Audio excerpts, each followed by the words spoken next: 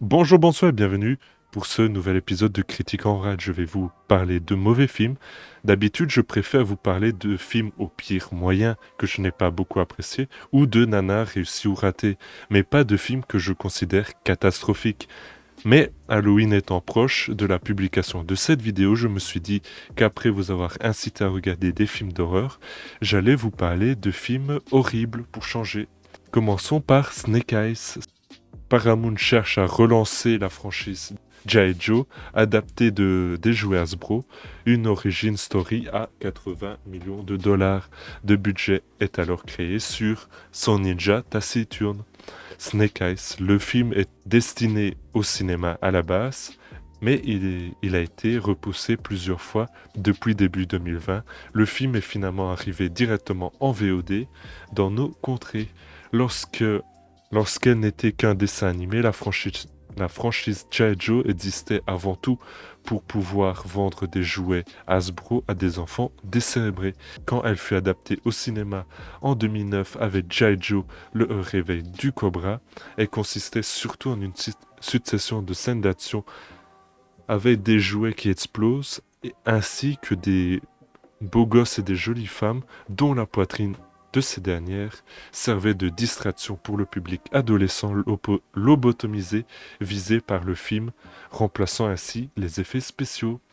Surfant sur la vague de l'engouement super-héroïque et fantasmant les possibilités ouvertes par le MCU, Paramount tente donc d'introduire son univers étendu en donnant une origin story à Snake Eyes. Dans les deux premiers volets, ce ninja tout de noir vêtu était joué par Ray Park, interprète iconique de Dark Maul dans le Star Wars épisode 1. En plus de bénéficier des talents du cascadeur britannique, le personnage avait une qualité essentielle dont les autres personnages auraient bien eu besoin. Il était mutique. Ici, non seulement il parle, mais il a le droit à la tête d'Henry Golding et d'une origin story particulièrement cliché, où notre samouraï périmé aura donc le droit au traumatisme d'enfant du papa zigouillé et de la soif de vengeance qui guidera son destin et le scénario contre le bon sens. Alors qu'il bat un méchant musclé dans une cage pour de l'argent, Snake Eyes est repéré par Kenta, un yakuza qui lui propose de l'aider à retrouver l'assassin de son père s'il accepte de travailler pour lui. Alors qu'on lui demande d'exécuter Tommy, un héritier de la maison Karashikage, infiltré dans le gang de Kenta, il décide de le sauver. Tommy, reconnaissant, l'invite dans la maison du clan Arashikage afin de lui faire passer des tests pour lui permettre de rentrer dans le clan. Mais Snake Eyes est en réalité infiltré pour le compte de Kenta. Le premier gros problème de Snake Eyes, c'est le scénario clairement destiné à des enfants de 4 ans qui supplieront leurs parents d'acheter les jouets Hasbro jusqu'à finir dans un congélateur. J'aime pas beaucoup les enfants. Les rebondissements sont tous plus téléphonés les uns que les autres, et les raisonnements du personnage n'ont aucune logique autre que de faire avancer le scénario insipide. Les personnages en sont réduits à véhiculer l'intrigue et aucun ne dépasse le stade de l'archétype ou du simple outil narratif. Aucun rebondissement ne suscite de l'émotion puisque on a juste l'impression de voir des cases cochées à chaque réplique prononcée. Le pire est que si les motivations du personnage principal nous sont clairement présentées, elles empêchent toute attache à ce dernier, le réduisant lui aussi à une fonction du récit. Son changement d'attitude arrivera sur un rebondissement tellement prévisible qu'on en pourrait presque apercevoir le post-it du scénariste traîner sur le côté de l'écran. Si le synopsis de Snake Eyes est aussi bancal, c'est aussi parce qu'il tente en permanence de rappeler qu'il est un film G.I. Joe avec tout un tas de références au Joe et à Cobra. Le film ne choisit jamais vraiment ce qu'il veut raconter, et bien qu'il tente de rattacher les wagons vers sa conclusion, on a encore l'impression d'avoir assisté à une mise en place laborieuse pour un préquel inutile, une conclusion malheureusement devenue récurrente ces dernières années. Évidemment, on pourrait largement affirmer qu'il s'agit surtout de commentaires de rageux et que Snake Eyes est d'abord un film de ninja et que la priorité est avant tout d'installer un pseudo-fil rouge pour enfiler les scènes de combat dantesques. Or, pas de chance, la déception est tout aussi grande de ce côté-là. Le réalisateur allemand Robert Schwanzke, à l'origine du sympathique Red et du mauvais R.I.P.D., n'a jamais brillé dans les scènes d'action et ne fait donc pas exception ici. Si certains combats décrochent un léger plaisir à la faible proportion de bastons qui parsèment le récit, ferait regretter le visionnage, même aux fans de divertissement décérébré et autres marveleries. Le découpage semble tellement hasardeux, le montage ne met rien en valeur et même a pour effet inverse, soulignant l'effet de chacun son tour, des confrontations gentils-méchants, telle une partie de dames mal filmée. Une conclusion d'autant plus triste que le casting adossera de vrais artistes martiaux qui ont déjà démontré leur talent ailleurs. Mais Iko Uwais, que vous avez sûrement vu dans les films The Raid, Andrew Koji ne retrouvera ni la présence physique intimidante de Warrior, ni son écriture, puisque l'acteur a beau être investi dans son rôle, son personnage d'héritier aux lourdes responsabilités est écrit à la perceuse. Le film a du mal à choisir entre son ambition de raconter une origin story et d'installer un univers étendu. Entre sa volonté de vouloir être un film de baston et celle de s'adresser au plus grand nombre, son scénario est aussi factice que les jouets G.I. Joe. Je ne vous recommande donc pas ce film. Passons au second film, Venom 2, Let There Be Carnage. En association avec Marvel, Sony continue à étendre son univers super-héroïque avec Venom autour de Spider-Man. Mais sans Spider-Man, 3 ans après la catastrophique Venom et son succès monstrueux, Venom 2, Let There Be Carnage arrive donc pour mettre une couche, toujours avec Tom Hardy dans le rôle du copain du symbiotique, avec Andy Serkis derrière la caméra et Woody Harrelson pour affronter l'anti-héros. Après 90 minutes interminables de Venom 2, dont le sous-titre Let There Be Carnage, que le carnage commence, ressemble à un doigt d'honneur. Il y a justement une scène où Venom, en pleine dispute avec son copain, adresse à Eddie Brock un majeur en CGI cartoonesque. Difficile de ne pas le prendre personnellement au vu, comme le film déborde tellement d'incompétence et d'indifférence. Ce n'est pas un bon film, sauf que le malheur n'est pas là. Le malheur est que ce n'est ni un nanar, il ébahit devant tant de nullité. C'est une superbe démonstration de tout ce qui ne va pas à l'industrie super-héroïque. Tom Hardy, acteur, coproducteur et co-scénariste du film, en compagnie de la scénariste Kelly Marcel, entraînant ses collègues comédiens dans La Fosse Sceptique, réduisant d'ailleurs Michelle Williams à une simple quête annexe des héros, avec encore moins de personnalité que dans les premiers opus.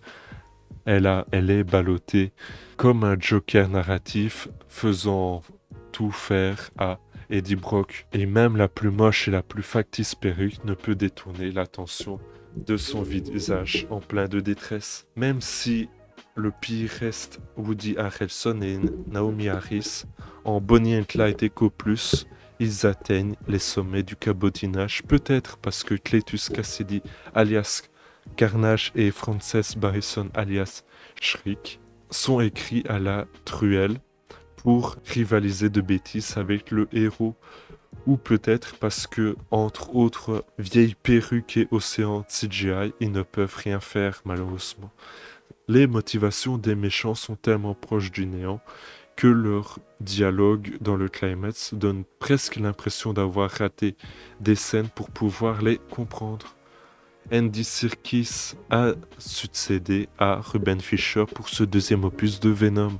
Malgré les 110 millions de budget et le directeur de la photo Robert Richardson, collaborateur privilégié de Tarantino et de Scorsese, Venom 2 est une abomination comme en harmonie dans l'horreur avec son prédécesseur. La direction artistique est pauvre avec les habituelles rues au goudron mouillé et autres intérieurs moches qui pourraient servir à des séries fauchées. Le grand méchant Carnage n'a pas à rougir devant Venom puisqu'il est encore plus hideux, tant il semble être tout droit sorti d'une cinématique PS3 d'un mauvais Resident Evil. Le climax devient un défilé de CGI comme d'habitude, sans inventivité dans la mise en scène. La seule idée ludique est pompée de Spider-Man 3 malheureusement, et dans le découpage est parfois si obscur que l'action devient incompréhensible. Venom 2 est encore plus poli et plus mignon que le premier, tant la violence est absente. Le symbiote se goinfre de chocolat parce qu'il ne veut pas se résoudre à bouffer des poules nommées Sonny and Cher. Du moins jusqu'à ce que Venom se promène dans une soirée fluo et finisse sur la scène de façon surréaliste, grotesque et même offensante pour la communauté LGBT. Venom, Let There Be Carnage, est horrible dans tout ce qu'il fait, que ça soit l'écriture, la façon de filmer ou même de monter. Le film ressemble à un gloubi-bougga de blagues pas drôles, de bruit et d'effets spéciaux avec des acteurs connus et rien d'autre. 3 miettes de dramaturgie, un film qui n'a aucun sens et qui a une sensation de roue libre totale. Le tout en 90 minutes.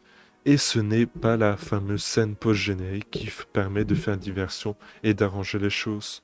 J'ai rarement vu un film aussi cohérent en matière de vide. Cette suite de Venom déploie de fascinants efforts pour se rouler dans sa fosse sceptique, tant il avait pour être jouissif. 2 monstres les plus brutaux de l'univers Marvel, une galerie de comédiens aussi talentueux que Camotin et un bon directeur de la photographie. Mais on ne sait pourquoi tout le monde a décidé de rater en beauté, donnant naissance à un doigt d'honneur aux spectateurs et au cinéma avec un grand C. Et je vais terminer cette critique avec 8 rues de l'humanité. 8 rues de l'humanité est la dernière comédie de Danny Boone sur le confinement accueillie par la plateforme Netflix. Tiède, sans fond et plat, le film réussit à tuer toute forme d'espoir placée en lui aussitôt que le monologue écrit à la truelle du personnage de Basile entame le récit. Plus aucune bienveillance ne pourra être produite. J'espère que Laurence Arnay et que Danny Boone sont tous deux crédités au scénario, tant qu'on ne parvient pas à établir une quelconque dramaturgie, un enjeu narratif ou même une forme d'intrigue. La mise en scène de Danny Boone ne fait aucun effort pendant les 2h06 du long métrage, c'est beaucoup trop.